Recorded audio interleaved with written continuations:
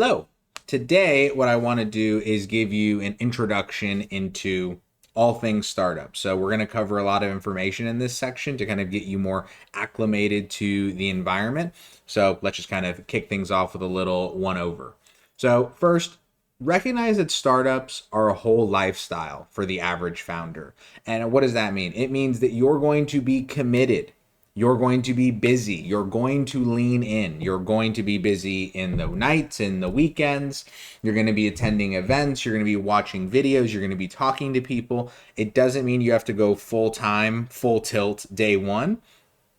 But recognize it's really hard to do a passive startup. It's hard to do an automated startup day one. You need to allocate the time, allocate the effort, and ultimately you don't get to choose when things progress. You don't get to choose when opportunities present themselves.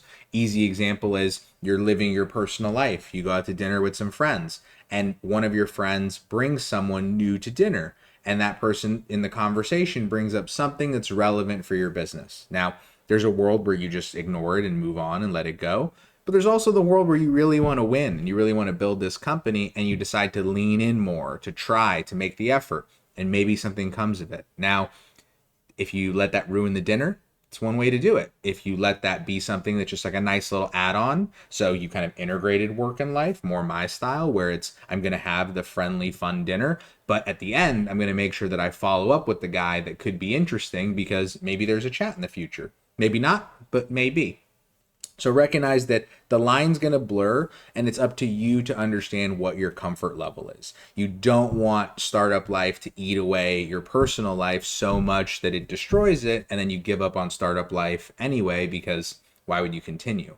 But you don't want startup life to be so removed that even if there's opportunities for growth, you're not taking advantage of them because you just want to keep things so separate that you don't know what you're turning down until unfortunately it could be too late. So the warning, the caution, the encouragement is do more, give more, lean in more to startups because if you do, you can get something out of it. If you lean back, if you take your time, if you don't spend the time, the energy, the mental investment at a minimum to really learn, you just do yourself a huge disservice and you really decrease the odds of success. And ultimately, we're trying to increase odds of success 100-fold. We need you to think about these things. Next, do not compare yourself. It is one of the easiest ways to get dissuaded in the startup community is to go, well, what do they have? And what do they have? And what does she have? And why did she win that award? Or why does he have all that investment? You don't know and you shouldn't care and it doesn't matter because she got that award because her friend was a judge. He got that money because his dad owns the investment firm and the other one got lucky. Welcome to the world. You weren't any of the three. That's okay. Maybe someday you will be, and that'll be a good thing. But today you're not. So it's okay. Focus on you. Focus on your advantages, not just your disadvantages, which everybody's always happy to focus on, but you've got some advantages.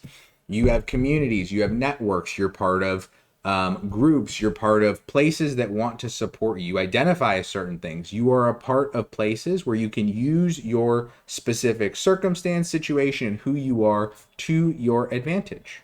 So with that in mind, it's kind of a push. Recognize that every founder's path and resources, time, money, energy, network, everything in between are all different.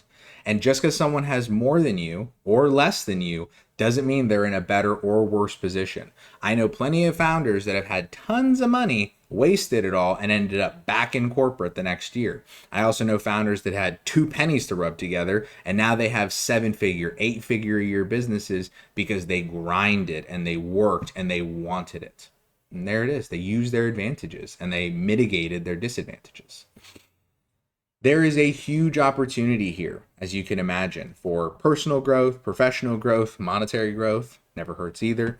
But you have to be kind of willing to embrace that learning curve. The biggest piece of advice that I want to give as far as how to learn about startups, it's about volume and engagement. Hard to learn startups once because every general rule has to get applied to a specific circumstance a little differently, depending on the circumstance. But it's also, if you're too scared to learn it that way, you have to kind of get a lot of volume practicing it, because then you learn how to apply it to your situation, you learn how to grow with it. And also when you're covering 10,000 topics, right? Again, you're going to see all the slides that we covered, all the things that we learn, and I can almost guarantee you're going to get a headache at some point. But when you see all the things that we have to cover, it shouldn't surprise you that you don't remember it all. It shouldn't surprise you don't understand it all day one. These are hard things to get. These are things that people get paid millions and millions of dollars to do well. Embrace the struggle, embrace the difficulty, and then overcome it, grow your business, and make something that you can be proud of.